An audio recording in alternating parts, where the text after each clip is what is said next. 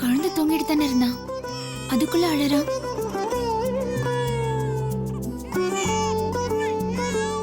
என்ன பண்றாங்க எல்லாரும்?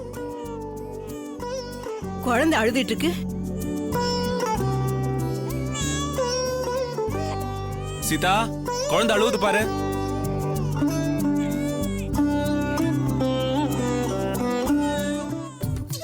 அச்சச்சோ, பாப்பா அழுவுதே. சுமித்ரா, குழந்தை ஏமா அழறா? சீதா என்ன பண்ணிட்டு இருக்கா? என்னன்னு தெரியலையே சித்ரா. சரி போய் பாப்போம்.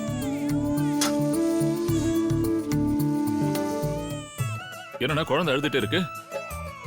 சரி வா, என்னன்னு பார்க்கலாம்.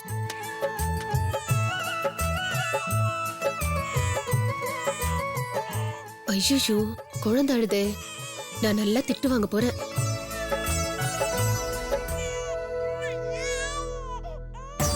பிரியா, குழந்தை அழுதுட்டு இருக்குல்ல, போய் என்னன்னு பார்க்காம துணியை முடிச்சிட்டு இருக்க. சீதா குழந்தை தானே அழுவுது. நம்ம 2 குழந்தைங்களும் தூங்குதுங்க. சீதா குழந்தை அழுதா அதை சீதா பார்க்க மாட்டாளா? ஏய், குழந்தை அழுகுது, போய் என்னன்னு பார்க்காம ஆர்கியூ பண்ணிட்டு இருக்க. ஓ ஓ, இல்லடா இல்லடா இல்லடா செல்லம். என்னடா என்னடா செல்லம், அம்மாவை காணோன்னு அழறியா? என்ன அதான் அம்மா வந்துட்டல்ல, அழக்கூடாது அழக்கூடாது அழக்கூடாது செல்லம். அழாத செல்லம். தங்கத்துக்கு அழாத, என்னாச்சு? தூங்கு தூங்கு. பசிச்சிருக்கும், அழுதுருக்கான். என்ன சீதா, ஏன் குழந்தை என்னாச்சுமா? ஏன் குழந்தை அழுதுட்டே இருக்கா?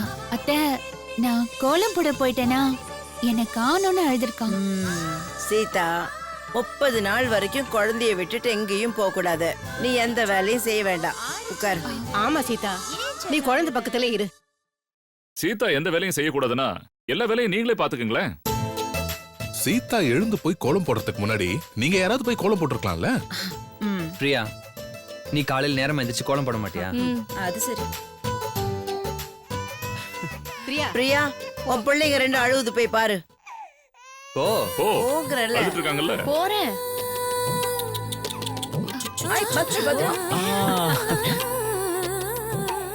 சரி சரி, அழாதீங்க அழாதீங்க, அழாத.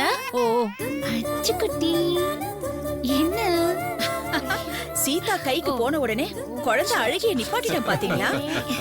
ராம் மாதிரியே அவன் அம்மா மேல ரொம்ப பாசமா இருக்கான். சித்ரா, குழந்தைக்கு தலை மேல ஒரு மச்சம் இருக்கு பாத்தியா? பெரிய தலைவரா வருவாங்கன்னு சொல்லுவாங்க. என்ன செல்லம்? இந்த மூக்கு இவ்வளவு ஷார்ப்பா இருக்குன்னு பாருங்க அத்தை. ஐயோ, குழந்தை பெரிய ஞானி மாதிரி தெரியறான். நெத்தி எவ்வளவு அகலமா இருக்கு.